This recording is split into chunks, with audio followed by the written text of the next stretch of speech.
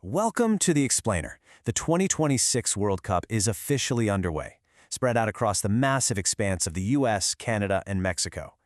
But a tournament of this scale, it's never just about football.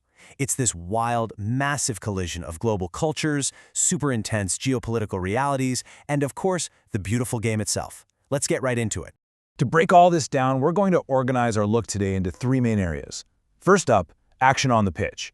Second, controversies off the pitch. And third, fans, culture, and curiosities.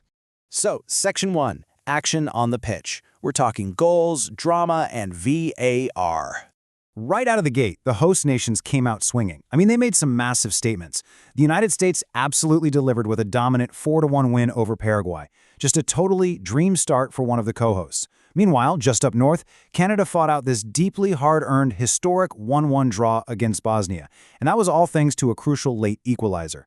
We also saw Mexico secure a really solid 2-0 victory over South Africa, basically capping off a highly successful opening round for the host countries. Now, the real resilience of this opening round, that hinged on exactly two moments of absolute magic. Down against Czechia, South Korea staged an incredibly tense comeback, completely relying on two crucial second-half goals by Oh Hyun-gyu and Hwang In-byum. It's a perfect reminder that, in the World Cup, a match is absolutely never over until the final whistle blows. Momentum can literally shift in the blink of an eye. But if we zoom out from the final scores for a second, the overarching themes across day one were really about the friction of the game itself. These opening fixtures were marked by a total flurry of red cards, which really just shows you exactly how high the tension and the stakes are for these players right now. On top of that, we saw some really intense VAR scrutiny completely interrupting the flow of play and sparking some pretty heated debates. And notably, there was heavy criticism over mandated hydration breaks. It's a stark reminder of the massive physical toll the summer climate is taking on the athletes. Honestly, the conditions and the officiating are becoming just as big a storyline as the players themselves. Okay, moving on to Section 2, controversies off the pitch, geopolitics and friction. The dual reality of this World Cup is honestly kind of staggering.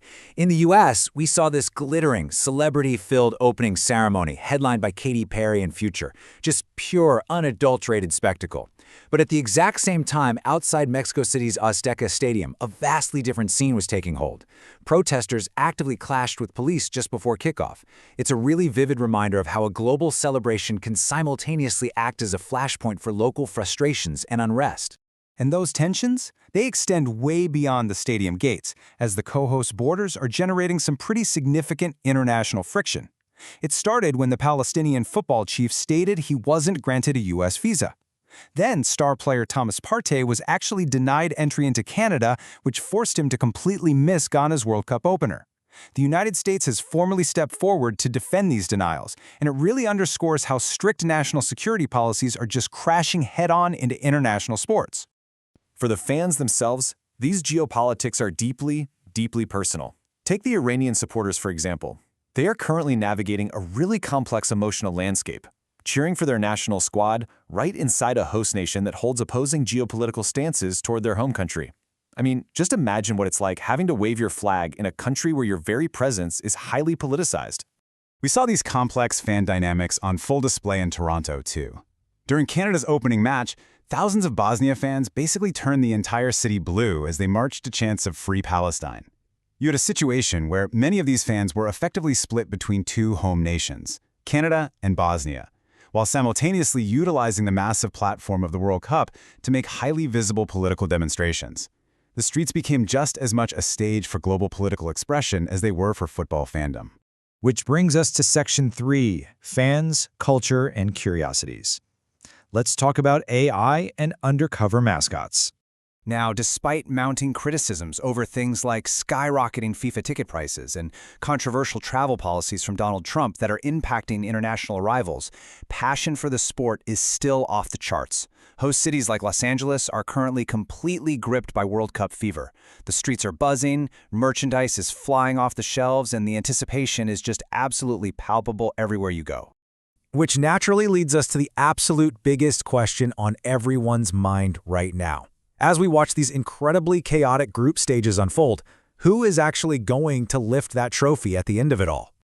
Well, rather than just asking the standard pundits, 4 different AI models were tasked with predicting the ultimate winner of this tournament. And interestingly enough, the models are completely split. Even with millions of data points, historical match records, and endless player statistics, the AI simply cannot form a strict consensus.